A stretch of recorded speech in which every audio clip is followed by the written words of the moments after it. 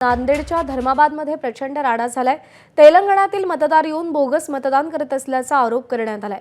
धर्माबाद मारहाण जिल्हा परिषद शाळेसमोर धर्माबादमध्ये मारहाण करण्यात आली आहे। बोगस मतदान केल्याच्या आरोपातून एक महिला आणि पुरुषाला जोरदार मारहाण करण्यात आली आहे। मतदान केंद्राबाहेर जमाव जमलेला आहे। पोलिसांनी सौम्य लाठीमार केलाय। पोलिसांनी पत्रकारांनाही देखील धक्काबुक्की केल्याची माहिती मिळते आहे।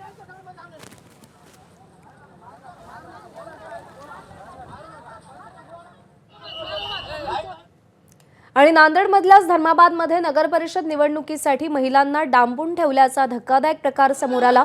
धर्माबादमधील इनानी मंगल कार्यालयामध्ये महिलांना पैशाचा आमिष देऊन डांबून ठेवल्यानंतर आता धर्माबादच्याच गोरोबा काका मंदिरामध्ये जवळपास 100 महिलांना डांबून ठेवल्याचं समोर आलं।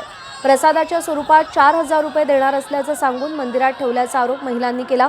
कपबशीचं निवडणूक चिन्ह असलेल्या लोकांनी सकाळपासून डांबून ठेवल्याचा महिलांचा आरोप आहे। तुमच्या समाजाच्या नेत्यापाशी पैसे देतो असं म्हणून कुंभार समाजातल्या महिलांना डांबून ठेवलंय।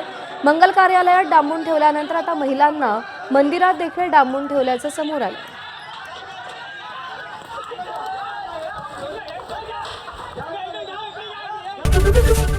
एबीपी माझा, उघडा डोळे बघा नीट।